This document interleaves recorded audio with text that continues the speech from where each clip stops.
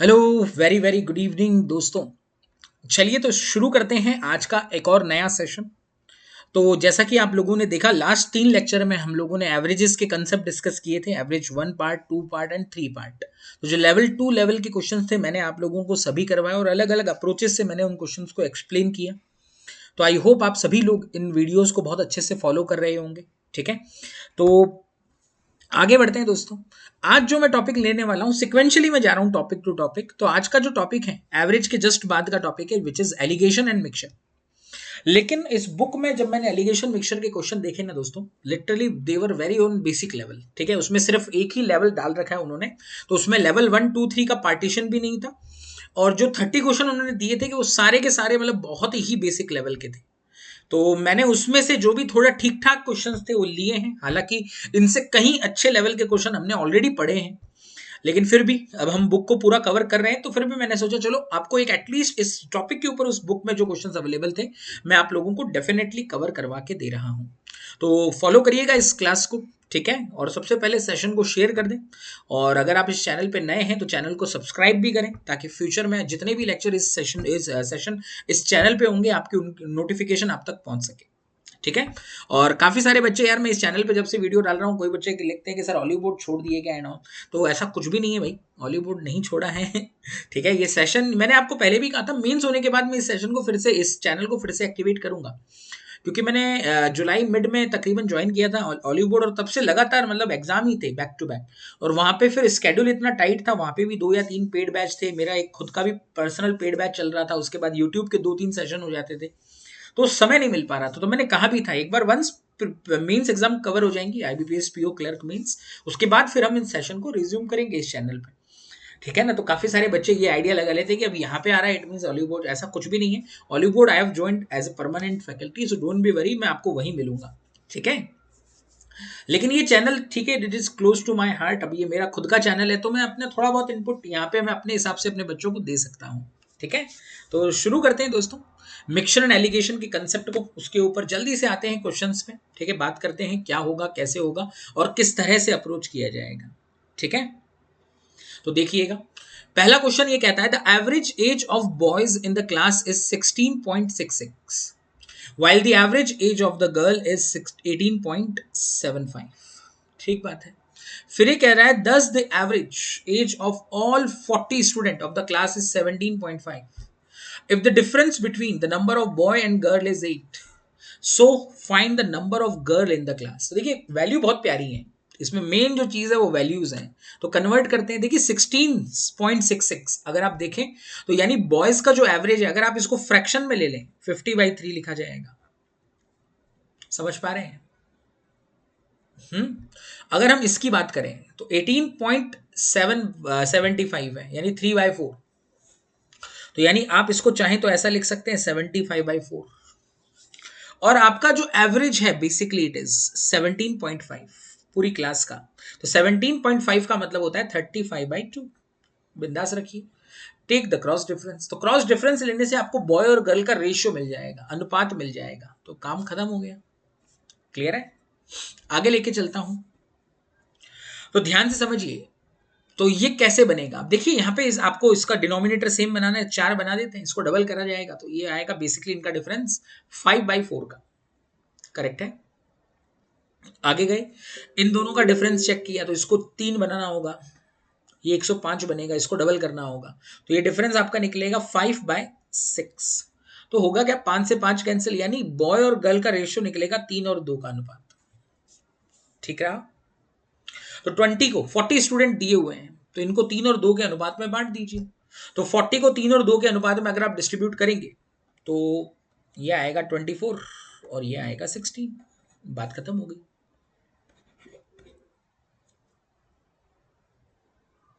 Is that okay?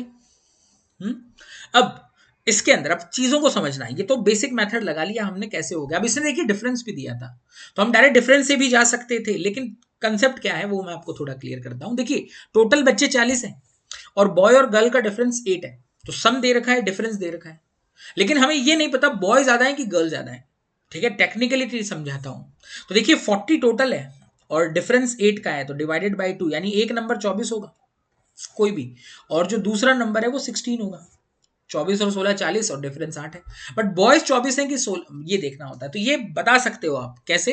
देखिए, boys का average 16.66 है और गर्ल्स का एवरेज 18.75 है, और अगर आप ओवरऑल एवरेज देखें तो 17.5 है। तो देखिए, ये जिसके नजदीक होगा वो नंबर ज्यादा होगा, सिंपल। 16.66 से 17.5 का अगर आप डिफरेंस देखते हैं तो ये तकरीबन मतलब पॉइंट, अगर आप देखें तो ये 0.83 का कंसेप्ट है, मतलब ज्यादा डिफरेंस नहीं है, ठीक है ना। 16 तो 0.84 के करीब का डिफरेंस, और इन दोनों से 1.25 का डिफरेंस है। तो बट ऑब्वियसली ये इसके नजदीक ज्यादा है बॉयज के, तो यानी लार्जर वैल्यू बॉयज होगी। तो आप इतना सा भी थोड़ा सा लॉजिक लगा के भी क्वेश्चन बता सकते थे। तो गर्ल्स का नंबर 16 होगा, ठीक है। मिक्सचर तो लगा ही सकते थे, तो एकदम सिंपल क्वेश्चन था ये। आगे मूव करता हूं, अगला क्वेश्चन ये कहता है ratio of water and alcohol in two different container is 2:3 and 4:5। तो ये कह रहा है दो अलग अलग कंटेनर हैं, ठीक है ना। तो जिनमें वाटर और अल्कोहल का जो रेशियो है वो रहेगा 2:3, और दूसरे में रहेगा वाटर और अल्कोहल 4:5। Got it. वो कह रहा है इन दोनों को किस रेशियो में मिलाया जाए, ठीक है। इन दोनों को आपको मिक्स करना है, तो वो कह रहा है इन दोनों को किस रेशियो में मिलाया जाए। तो जो कंटेनर या मिक्सचर क्रिएट होगा, get the new mixture in which the ratio of alcohol and water would be 7:5। ठीक है। अब देखो इसने चालबाजी क्या की है छोटी सी, यहां दिया है वाटर टू अल्कोहल और यहां दिया है अल्कोहल टू वाटर, तो घुमा दिया है। बात समझ रहे हैं। तो आप चाहें तो इसको आप मिक्सचर का बेसिक कंसेप्ट अप्लाई करिए। जैसे यहां पे वाटर कितना है, 2/5 है, यहां पे वाटर कितना है, 4/9 है, और जो मिक्सचर आप क्रिएट कर रहे हो उसमें वाटर कितना है, उसमें वाटर है 5/12। करेक्ट है। Take the cross difference.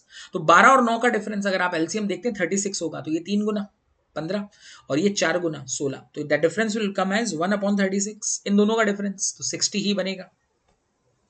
ये इससे गया 5 बार 25, ये गया इससे 12, 12 दूनी 24, तो difference will be 1/60। So the ratio would come as, तो ये 12 से कट होता है 3 बार और ये 5 बार, यानी इनका अनुपात आएगा दोस्तों 5 और 3, 5:3 में इसको मर्ज किया जाएगा। Is that okay? क्या ये चीज क्लियर रही है क्या? तो बहुत आसानी से आप इन चीजों को सॉल्व कर सकते हैं, ठीक है। आगे लेके चलता हूं मैं आप लोगों को। अगला क्वेश्चन, ये क्वेश्चन देख लीजिएगा। ये एवरेज के ऊपर प्लस मिक्सचर, क्योंकि देखिए जो मिक्सचर का कंसेप्ट होता है, जो क्रॉस मल्टीप्लाई हम लगाते हैं, क्रॉस डिफरेंस एंड ऑल, वो बेसिकली बनता है एवरेज से ही। एवरेज का वेटेड एवरेज एक कंसेप्ट होता है, उसी से पूरा ये निकल के आता है, ठीक है ना। तो ये क्वेश्चन कैसे बनेगा, आप इसको ध्यान से समझें। ये कहता है average marks of student in 4 section A B C and D together is 60%। So there are 4 sections A B C and D, and overall average of all 4 section is 60%, ठीक है। Is that okay? Now, the average marks of student of A, B, C and D individually are 45%, 50%, 72% and 80%. ठीक है, they have given you individually average of that. That's okay. Now, what they were saying, if the average marks of the student of the section A and B is 48% and the section of B and C is 60%, now it is a hint for us. देखिए यहां पे इसने आपको A और B का average दे रखा है, तो overall average of A and B is how much? 48%. Individual average of A is 45 and B is 50. So it will become 45, it will become 50. Now take the cross difference. If we take it cross difference, it will become 2:3. Is that okay? So ratio of the number of student in class A and B would be in the ratio of 2:3. That part is clear to everyone. Move ahead. Now the ratio average of B and C is, so average of B and C would be like 60%. So weighted average of B and C is 60. If B we are checking, it is 50 only, and C if we see, that is 72 only. Take the cross difference, so it will be 12, it will be 10. So the ratio would come as 6:5. Is that part, this part is clear to everyone? So we get the number of student of A, B and C. Since B is 6 over here, so we'll make it also 6, yani 4:6:5. So ratio of the student of A, B and C would be 4, 6 and 5. ये बात clear है क्या?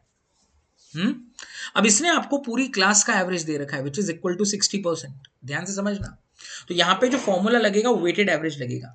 Weighted average का formula होता है weighted average is equal to n1 a1 plus n2 a2 plus n3 a3 and so on divided by N1 plus N2 plus N3 and so on. ठीक हो गया। अगर आप इस फॉर्मूले को लगा दें तो आपको डी में स्टूडेंट कितने होंगे वो मिल जाएगा। तो ये ध्यान से लगाइएगा। वेटेड एवरेज ऑलरेडी दे रखा है 60, क्लियर है। N1 A1, तो देखिए पहले ग्रुप का एवरेज हम नंबर ऑफ स्टूडेंट हम 4 मान के चल रहे हैं और इसकी वैल्यू 45 है, तो यानी 45 इंटू 4 यानी 180 plus N2 A2, number of student हम 6 मान के चल रहे हैं, एवरेज इज 50 यानी total will be 300। N3 A3, तो नंबर ऑफ स्टूडेंट 5 मान के चल रहे हैं, एवरेज इज 72 यानी टोटल विल बी 360, प्लस इसका नंबर हमें पता नहीं है N4 और इनका average is 80, they have already given you 80 divided by N1 plus N2 plus N3, it would be 15 plus X. Now solve it. Cross में यहाँ भेज देंगे. It will become 900 plus 60X and that is equal to 180 plus 360, 540. 540 plus 300 यानी 840 plus N480. This would be clear. Now solve it. We'll send over there. ये इसको यहाँ भेज देंगे. ठीक है, इसको x मान के चलते हैं x. ओके, तो this would be basically 80x. Now solve it. 60 over year, 840 over year, ये क्या बन के आएगा 900 माइनस 840 यानी 60. 80 minus 60 is 20x. It means value of x would be equal to 3. तो इट मीन्स d का जो नंबर निकलेगा that would be equal to 3. So what they were asked? They were asked about the ratio of the number of students in section A and D. So in section A we have considered it 4 and D it is 3. So answer is 4:3. So 4:3 would be my correct answer of it. Simple. ठीक है, तो यहाँ पे multiple allegations के concept ये use हुए हैं. Then you can easily solve this question with this approach. Okay? आगे move करता हूँ.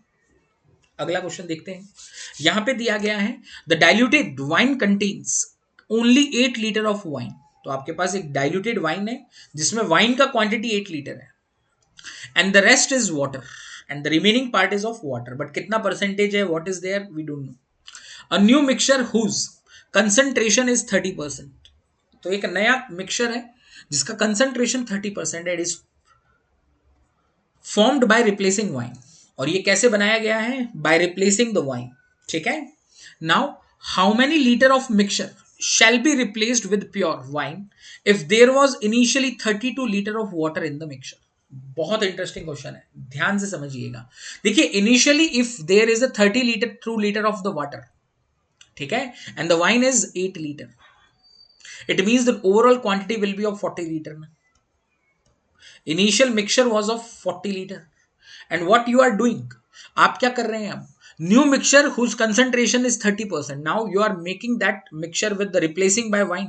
इट मींस हमने मिक्सचर को रिमूव किया and you have replaced with the wine. That is happening. Is that okay, clear है. तो देखिए रिप्लेसमेंट का मतलब होता है you are replacing it by the same quantity. अब आपका इनिशियल मिक्सचर कितना था, 40 लीटर था. चीजों को समझना, ठीक है. तो फाइनल मिक्सचर भी 40 लीटर ही होगा. The final mixture will be of 40 liter. Out of that 30% is wine. ध्यान से इस चीज को समझना. Then how much will be the water? तो wine would be 30% and water would be, final mixture की बात कर रहा हूं. तो 30% of 40 will be 12 and 70% of 40 will be 28. Is that okay? Is that clear? Huh? And what you have done? Look, water was initially was 32 litre. It means water जो है वो कितने से रिड्यूस हुआ होगा, and that was 8 litre. Water कितने से reduce हुआ है आपका, 4 लीटर रिड्यूस हुआ है. जितना भी पार्ट आपने निकाला होगा out of that 4 litre was reduced by water. Water का क्वांटिटी 4 लीटर से रिड्यूस हुआ है. Is that okay? हाँ, ये पार्ट समझ पा रहे हैं क्या? Are you getting this? अब देखिएगा एक चीज मैं आपको जो बताने जा रहा हूं. इनिशियली जो आपका वाइन टू वाटर का रेशियो होगा दैट वाज 1:4. तो अगर ये ओवरऑल आपका आप देख पा रहे हैं ये 4 लीटर कम हुआ है, तो यानी ये 1 लीटर कम हुआ होगा. सिंपली बात है. यानी how much you have replaced 5 litre of that. बात खत्म होगी. तो यानी how much mixture you have replaced 5 litre. तो ये थोड़ा सा उल्टा चलाया इसने. क्वेश्चन बहुत सिंपल था. मैं फिर से एक बार एक्सप्लेन कर देता हूं. I explain once again, listen it carefully.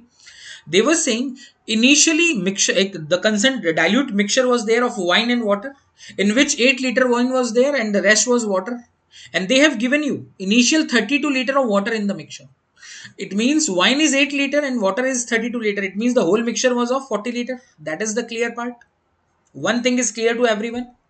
If you replace some part of the mixture and it is replaced by the wine, and now the wine become 30%. So if you are replacing it by same quantity of wine, it means the final mixture will be still of 40 liter only. And in the final mixture, the 30% is the wine. It means wine would be of 12 liter and water would be of 28. But initially, wine was 8 and water was 32. So quantity of water was reduced while you withdraw the thing. The water is reduced by 4 liter. And the initial ratio was like 1 is to 4 only. If I removed 4 liter of water, it means wine, I have to remove 1 liter. So it means how much quantity of mixture was removed? 5 liter. They were asking the same thing, 5 liter. Baat khatam. Next one, we'll go for it. In a mixture of milk and water, there is only 26% of water. ठीक है, तो एक mixture है milk और water का जिसमें only 26% water है, यानी remaining will be rest will be milk. After replacing the mixture with 7 liter of pure milk, the percentage of milk in the mixture becomes 76% and the quantity of mixture is. बहुत प्यारा question है. इसके लिए concept लगाइए, एक formula रहता है, सीधा लगाइए, ज्यादा दिमाग लगाने की जरूरत नहीं. Remaining quantity is equal to initial quantity is 1 minus Y upon X की power N. You are doing replacement just for one time. मैं आपको इसको रेशियो से भी बताऊंगा, बट ये इस तरह के क्वेश्चन में बिना कुछ सोचे समझे आप ये लगाइए, बिंदास लगाइए, आपका आंसर बहुत तेज निकलेगा. देखिए परसेंटेज में बात हो रही है, आप रिमूव किससे कर रहे हो? After replacing the mixture with 7 litre of milk. यानी आप मिक्सचर निकाल के मिल्क ऐड कर रहे हो, यानी we have to check the remaining quantity of water because water is the reducing mixture liquid. तो milk become 76. It means water का remaining quantity will be 24%. And the initial quantity of water percentage wise 26%. 1 minus 7 upon initial quantity we don't know. Solve it. तो इसको solve करिएगा, it will become 12 upon 13. That is equal to 1 minus 7 upon x. यहाँ से यहाँ shift कर दीजिए. It would become 7 upon x is equal to 1 upon 13. It means x is equal to 91. So initial quantity of mixture will become 91 liter. Is that okay? This formula absolutely work in this kind of conditions. Okay, we can do it with the ratio also. What we have to do, initially water is how much? 26%. It means milk would be, if my water is 26, it means milk would be 74. It means the ratio between them is 37 20 30. Is that okay? So ratio between milk and water will be 37 raised to 30. Okay, next, the percentage of milk in the new mixture becomes 76%. Milk becomes 76. It means water will be 24. It means the ratio become like 38 raised to 12.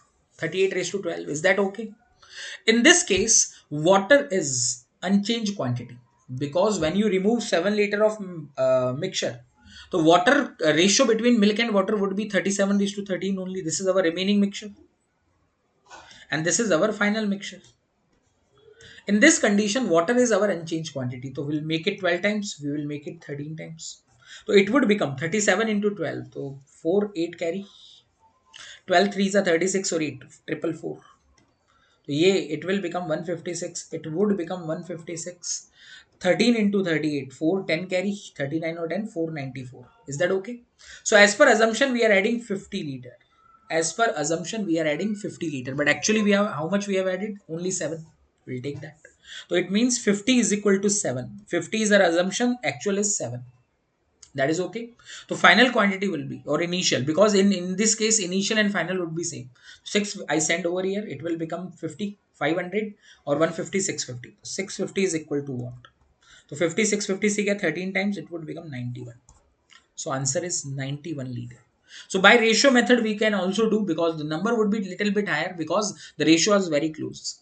Okay, so both method will work excellently in this condition. तो दोनों इस method को apply कर सकते हो. तो बेहतरीन concept है, जबरदस्त है, और ये मैंने कई बार बताया है. स्पेशली ये फॉर्मूला मैंने आप लोगों को कई बार बताया है.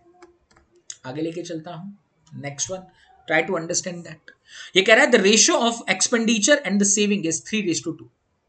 ठीक है, तो एक्सपेंस और सेविंग का जो अनुपात है that is 3:2. It means income would be 5 ना. It means income would be 5. If the income increases by 15% and the saving increases by 6%, then by how much percent should his expenditure increase? तो देखिए इसमें एक सबसे बेहतरीन रखते हैं चीजों को, इसको 100 मान लीजिए. If it is 100, it would be 40, it would be 60. Things would become easier for you. So what they were saying, income increases by 15%. So income will become 115. And the saving increases by 6%. तो 40 था, 40 का 6 is 2.4, तो it will become 42.4. Now the expenditure would be, तो subtract करेंगे, it would be 0.6. तो 4 में से 2 गया यानी 2, 11 में से 4 गया तो 7, तो 72.6. Is that okay? तो expenditure is increased by how much? तो it will become 12.6 divided by 60 into 100. We can take that. 2 0 से 2 0 cancel, it will go by 21%. Is that okay? So 21% would be the thing. बहुत simple approach है, कुछ अलग करना ही नहीं है, simply go by that only. Is that okay?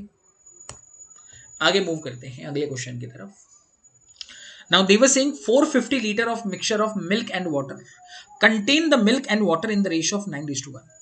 So milk and water will be like 9:1 initially. 450, they have given you the quantity also, that's okay with that. Now how much water should be added to get a new mixture containing milk and water of 3:1? So you have to make the new ratio as 3:1 by just adding the water.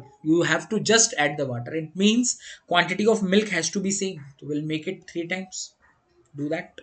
So 3 times करेंगे, it will become 9:3. It means how much water you are adding? 2 part of the water you are adding.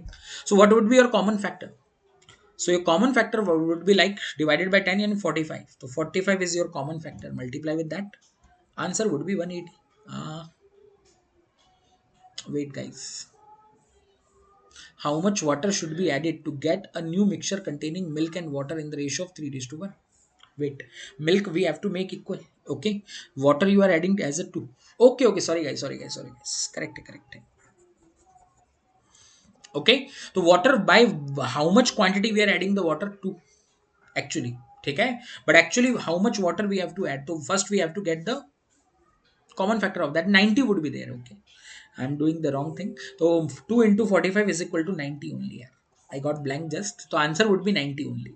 Okay, so you have to add how much of the water? 90 litre. Clear है? तो because our common factor will be 45 only. The initial quantity is 450 litre ना, तो 9 and 1 10, तो our common factor will be 45. तो 2 into 45 is 90. Simple. Again the last question of the day, listen it carefully. ये कह रहा है from a container 6 litre milk was drawn out. तो वो कहता है कंटेनर है जिसमें से 6 लीटर मिल्क को बाहर निकाला गया and was replaced by the water. ठीक है, और उसको सेम क्वांटिटी ऑफ वाटर से रिप्लेस कर दिया गया.